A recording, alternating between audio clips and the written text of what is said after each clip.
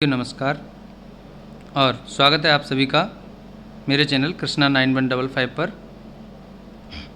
और इस वीडियो में हमारी चर्चा का विषय है मध्य प्रदेश लोक सेवा आयोग द्वारा आयोजित की जाने वाली सहायक कुल सचिव परीक्षा 2022 असिस्टेंट रजिस्ट्रार एग्ज़ाम 2022 के part B unit 2 control over administration by legislation executive and judicial के मल्टीपल चॉइस क्वेश्चंस को लेकर। ठीक है, यानी हम इस संबंध में विधायिका, कार्यपालिका और न्यायपालिका का प्रशासन के ऊपर नियंत्रण, इस विषय में कुछ प्रश्नों का अभ्यास करने जा रहे हैं।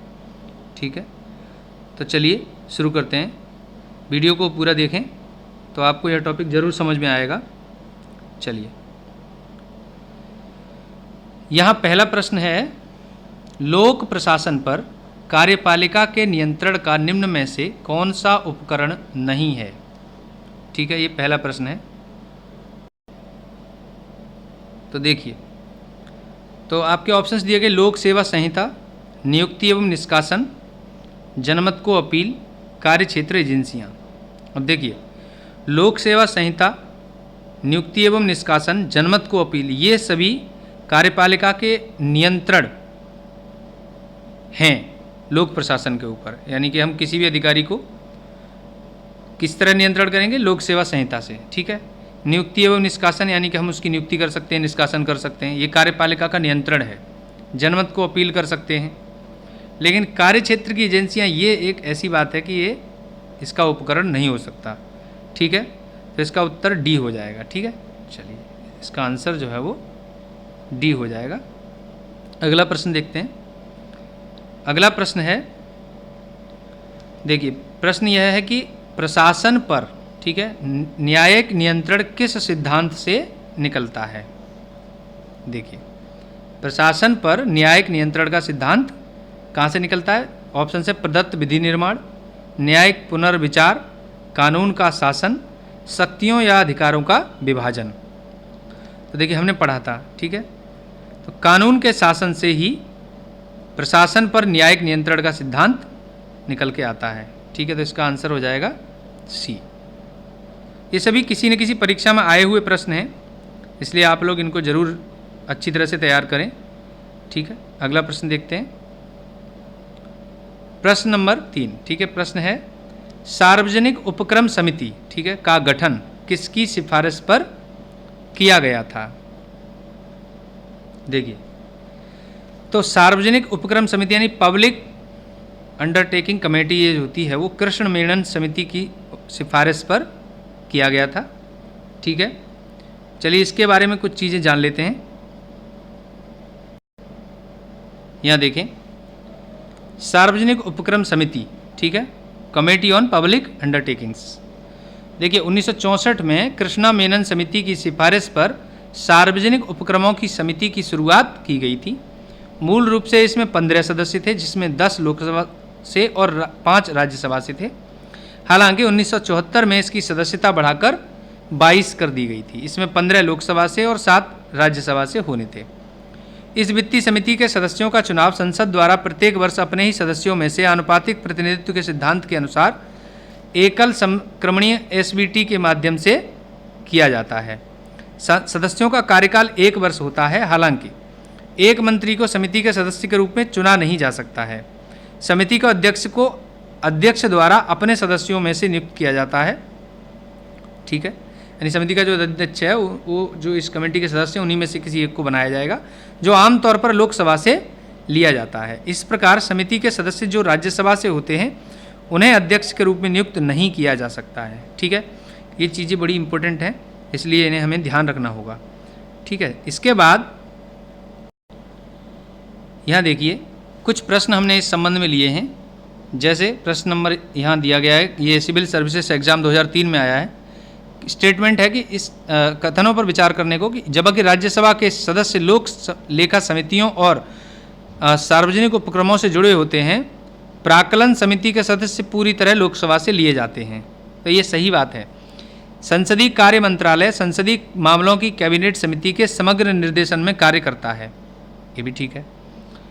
संसदीय कार्य मंत्रालय विभिन्न मंत्रालयों में भारत सरकार द्वारा गठित समितियों, परिषदों, बोर्ड और आयोगों आदि पर संसद सदस्यों को नामित करता है। ये बात सही नहीं है, ठीक है। तो इसका आंसर हो जाएगा ए, 1 और 2, ये कथन सत्य हैं, ठीक है। अगला प्रश्न यहाँ दिया गया है, निम्नलिखित में से कौन संसद की सबसे बड़ी समिति है? देखिए 2014 में आया है। लोक लेखा समिति, अनुमानों पर समिति, सार्वजनिक उपक्रमों पर समिति या याचिकाओं पर समिति। तो इसका आंसर है बी, अनुमानों पर समिति, ठीक है। चलिए नेक्स्ट देखते हैं अगला प्रश्न। देखिए अगला प्रश्न नंबर 4 है, केंद्रीय सतर्कता आयोग, ठीक है, सेंट्रल विजिलेंस कमीशन की स्थापना, सीबीसी बोलते हैं, सीबीसी की स्थापना निम्न में से किसकी सिफारिश पर की गई है? ठीक है। अब देखिए केंद्रीय सतर्कता आयोग यानी सीबीसी की जो स्थापना है वो संथानम समिति के रिपोर्ट पर, रिकमेंडेशन पर की गई थी, ठीक है। इसका आंसर हो जाएगा, देखिए कुछ यहाँ इंपॉर्टेंट फैक्ट्स हैं, उनकी तरफ जरा ध्यान देंगे। देखिए जैसे ये हम बात करें कि सीबीसी की जो स्थापना है वो 1964 में की गई थी, ठीक है। इसके बाद सीबीसी का उद्देश्य क्या था? भारत सरकार के विभिन्न विभागों के अधिकारियों कर्मचारियों से संबंधित भ्रष्टाचार के नियंत्रण के लिए संस्था बनाई गई थी, ठीक है, भ्रष्टाचार को कंट्रोल करने के लिए, ठीक है। अच्छा, इसके बाद अगर हम बात करें कि इसको संथानम समिति के आधार पर ही बनाया गया था, ठीक है, और सेंट्रल विजिलेंस कमीशन के जो अध्यक्ष हैं इस समय अगर हम बात करें तो, ठीक है, सुरेश एन पटेल, ये 2021 में 25 जून को नियुक्त हुए थे। और ठीक है, तो अभी जो 2022 में करंट में जिनकी बात कर रहे हैं वो हैं सुरेश एन पटेल, ये इस समय सीबीसी हैं, ठीक है। इसके बाद अगर हम बात करें पहले सीबीसी की, तो जो फर्स्ट सीबीसी थे उनकी बात करें तो वो थे NS राव, ठीक है, ये बात हमें पता होनी चाहिए। ये 1964 से 1968 तक रहे इस पद पर, ठीक है। अच्छा, इसके बाद अगर हम बात करें सीबीसी ऑफिस की बात करें तो यानी मुख्यालय की बात करें तो वो दिल्ली में है, ठीक है। और अगर हम इसके अलावा इसे देखें कि इसकी संरचना क्या है, तो संरचना के बारे में यहाँ ये है कि इसमें एक अध्यक्ष और 2 सतर्कता आयुक्त होते हैं, ठीक है, एक अध्यक्ष और 2 सदस्य, ठीक है, यानी कुल 3, ठीक है, सीबीसी होते हैं। तो हम इस बात को ध्यान रखें। इस समिति में प्रधानमंत्री, लोकसभा के विपक्ष के नेता और केंद्रीय गृह मंत्री होते हैं जो इस चीज़ को तय करते हैं, ठीक है। इनका कार्यकाल, अगर हम इनके कार्यकाल की बात करें, ठीक है, तो जो कार्यकाल है इनका सीबीसी का, तो वो क्या है? देखिए इनका कार्यकाल 4 वर्ष का होता है, ठीक है। इसके अलावा 65 वर्ष की आयु, ठीक है, जो भी पहले हो वो हो जाएगा, ठीक है। अच्छा, अवकाश प्राप्ति के बाद आयोग के ये पदाधिकारी केंद्र अथवा राज्य सरकार के किसी भी पद के योग्य नहीं रहते हैं। इनके बाद अगर हम इस बात करें कि इनको कैसे पद से विमुक्त कर सकते हैं, तो वो दिवालिया घोषित हो गया हो, चरित्रहीनता के आधार पर कर सकते हैं, ठीक है, कोई बाहर लाभ का पद ले रहा हो या फिर मानसिक शारीरिक कारणों से असमर्थ हो, ठीक है, या फिर इसकी बात करें कि केंद्र सरकार के किसी अनुबंध या कार्य में सहभाग कर रहा हो, इस प्रकार की बात है, ठीक है। वेतनों की अगर बात करें तो सीबीसी के वेतन, भत्ते और अन्य सेवा शर्तें संघ लोक सेवा आयोग के अध्यक्ष यानी यूपीएससी के चेयरमैन के हिसाब से, मतलब जैसी उनकी हैं वैसी ही इनकी होती हैं, ठीक है। अच्छा, अब अगर इनके कार्यों की बात करें तो वो बस वही है कि जो भ्रष्टाचार संबंधी कार्यों को देखता है, ठीक है। चलिए, सीबीसी के बारे में इतनी जानकारी है, अब हम आगे बढ़ेंगे। तो यहाँ प्रश्न है, लोकायुक्त की संस्था सर्वप्रथम किस राज्य ने गठित की थी? ठीक है, लोकायुक्त के बारे में तो ये ऑप्शन दिए बिहार, महाराष्ट्र, पंजाब, उड़ीसा, ठीक है। तो महाराष्ट्र राज्य में सबसे पहले लोकायुक्त की व्यवस्था की गई थी। ठीक है, चलिए आगे देखते हैं। अगला प्रश्न यहाँ है, निम्नलिखित में से कौन सा सिद्धांत मंत्री उत्तरदायित्व सिद्धांत का प्रतिरूप है? ठीक है, तो इसका उत्तर है बी, अनामिकता। ठीक है, चलिए आगे देखते हैं। अगला प्रश्न है, लोक सेवकों को दिए जाने वाले प्रमुख दंड, ठीक है, पनिशमेंट कौन से हैं? जैसे सेवा से हटाना, अनिवार्य सेवानिवृत्ति, पदावनति करना, या फिर उपरोक्त सभी। ठीक है, तो ऊपर के तीनों ही ये जो हैं दंड हैं। ठीक है, तो इसका आंसर हो जाएगा डी, इसका आंसर डी हो जाएगा। ठीक है, इस तरह से हम लोक सेवकों को दंड दे सकते हैं। अगला प्रश्न देखते हैं। यहाँ प्रश्न है अखिल भारतीय सेवा। ठीक है, अखिल भारतीय सेवा के सदस्यों की सेवा शर्तों का निर्धारण किसके द्वारा होता है? देखिए, अखिल भारतीय सेवा यानी कि ऑल इंडिया सर्विसेज, ठीक है, ऑल इंडिया सर्विसेज ये है। तो सेवा शर्तों का निर्धारण अगर हम इसकी बात कर रहे हैं तो ये संसद के द्वारा इनकी सेवा शर्तों को तय किया जाता है। ठीक है, चलिए इस थोड़ा समझ लेते हैं। देखिए, सबसे पहले ये बात करें कि ऑल इंडिया सर्विसेज, ठीक है, ऑल इंडिया सर्विसेज ये क्या है? तो IAS, ठीक है, IFS, ठीक है, IPS, इन तीनों सेवाओं को संयुक्त रूप से हम अखिल भारतीय सेवाएं कहते हैं। ठीक है, इसके अलावा हम बात कर रहे हैं अखिल भारतीय सर्विसेज या ऑल इंडिया सर्विसेज की, तो आर्टिकल 312 में, ठीक है, आर्टिकल 312 में ये लिखा है अखिल भारतीय सेवाओं का सृजन राज्यसभा के सिफारिश पर संसद द्वारा किया जाएगा। ठीक है, और इसके अलावा अगर हम बात करें कि अखिल भारतीय सेवाओं के जनक कौन थे, तो वो सरदार वल्लभ भाई पटेल थे। ठीक है, चलिए ये प्रश्न भी आ सकता है, आगे देखते हैं। अगला प्रश्न यहाँ है, भारतीय लोक प्रशासन संस्थान Indian institute of public administration IIPA का कार्य है इनमें से क्या कार्य है? ठीक है, क्या प्रकाशन, प्रशिक्षण, अनुसंधान, उपरोक्त सभी? ठीक है, तो भारतीय लोक प्रशासन संस्थान उपरोक्त सभी काम करता है, यानी कि ये प्रशासन, प्रशिक्षण, अनुसंधान सभी प्रकार के कार्य करता है, तो आंसर डी हो जाएगा। ठीक है, अगर हम बात करें कि भारतीय लोक प्रशासन संस्थान की स्थापना 1954 में हुई थी और इसका मुख्यालय या ये भारतीय लोक प्रशासन संस्थान कहाँ है? ये आपका नई दिल्ली में है। ठीक है, न्यू दिल्ली में। चलिए आगे देखते हैं। हाँ, अगला प्रश्न यही आ गया, अभी हमने समझा कि अखिल भारतीय सेवाओं का जनक किसे कहा जाता है, तो सरदार वल्लभ भाई पटेल को कहा जाता है। ठीक है, चलिए आगे देखते हैं। अगला प्रश्न यहाँ है, हाँ प्रश्न यह है, निम्नलिखित में से किस कार्य से संयुक्त लोक सेवा आयोग का संबंध नहीं है? अब ये संयुक्त लोक सेवा आयोग का मामला है, जॉइंट, ठीक है, पब्लिक सर्विस कमीशन। ठीक है, जॉइंट पब्लिक सर्विस कमीशन। तो कह रहे हैं कि प्रशिक्षण, सेवाओं का वर्गीकरण, तैनाती या फिर उपरोक्त सभी। ठीक है, तो इसके बारे में जरा समझते हैं। देखिए, तो कह रहे हैं कि क्या वो प्रशिक्षण देता है, क्या वो सेवाओं का वर्गीकरण करता है, क्या वह तैनाती करता है? तो नहीं, ये तीनों ही काम JPSC नहीं करता, तो इसका आंसर हो जाएगा उपरोक्त सभी। देखिए JPSC के बारे में थोड़ा समझ लेते हैं। ये देखिए JPSC के बारे में थोड़ा हम बात करेंगे, संयुक्त राज्य लोक सेवा आयोग।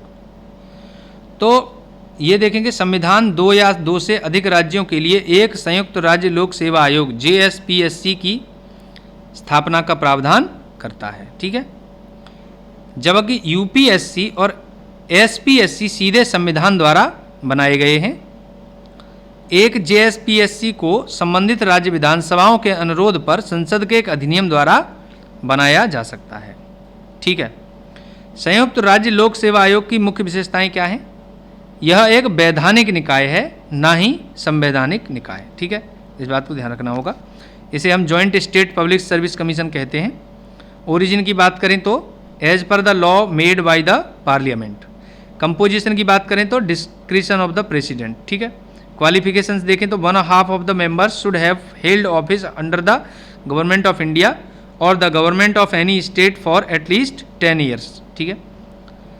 इसके बाद appointed by president, removed by president. Grounds of removal क्या हो सकते हैं? Adjudged by an insolvent, engages in paid employment outside duties of his office, unfit by the reason of infirmity of mind और बॉडी, मिसबिहेवियर, ठीक है, after inquiry by the Supreme Court. ये हटाने के तरीके हैं। टेन्योर की बात करें तो 6 साल या फिर 62 वर्ष, जो भी पहले हो। काम की बात करें तो वो होगा आपका to conduct the examination for the appointment of to the joint state services of 2 और मोर स्टेट्स, ठीक है। इसके अलावा कुछ फैक्ट्स यहाँ हैं, जैसे 1966 में पंजाब से हरियाणा के निर्माण के बाद पंजाब और हरियाणा को 2 राज्यों में एक छोटी अवधि के लिए JSPSC बनाया गया था, ठीक है। JSPSC के अध्यक्ष और सदस्यों की नियुक्ति हमने पढ़ा राष्ट्रपति से होती है। वे 6 साल की अवधि या 62 वर्ष के उम्र के हिसाब से काम करते हैं। उन्हें राष्ट्रपति द्वारा निलंबित या हटाया जा सकता है। वे राष्ट्रपति को अपना त्यागपत्र दे सकते हैं, ठीक है। JSPSC के सदस्यों की संख्या और उनकी सेवा शर्तें राष्ट्रपति द्वारा ही निर्धारित की जाती हैं। एक JSPSC प्रत्येक राज्य के राज्यपालों को अपनी वार्षिक प्रदर्शन रिपोर्ट प्रस्तुत करता है। प्रत्येक राज्यपाल राज्य विधायिका के समक्ष रिपोर्ट रखता है, ठीक है। UPSC राज्य के राज्यपाल के अनुरोध पर राष्ट्रपति के अनुमोदन से राज्य की जरूरतों को भी पूरी कर सकता है। जैसा कि 1919 के भारत सरकार अधिनियम द्वारा प्रदान किया गया था, 1926 में एक केंद्रीय लोक सेवा आयोग की स्थापना की गई थी और इसे सिविल सेवकों की भर्ती का कार्य सौंपा गया था, ठीक है। 1935 के भारत सरकार अधिनियम ने न केवल एक संघीय लोक सेवा आयोग बल्कि 2 या 2 से अधिक प्रांतों के लिए एक प्रांतीय लोक सेवा आयोग और संयुक्त लोक सेवा आयोग की स्थापना के लिए प्रावधान किया था, ठीक है। चलिए,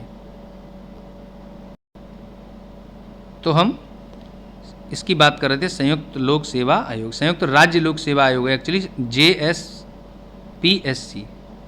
ये होता है, ठीक है, joint state public service commission. तो ये चीज़ें हमने समझी और ये हमने समझा कि इसका आंसर उपयुक्त सभी है, बाकी 3 काम ये नहीं करता है, ठीक है।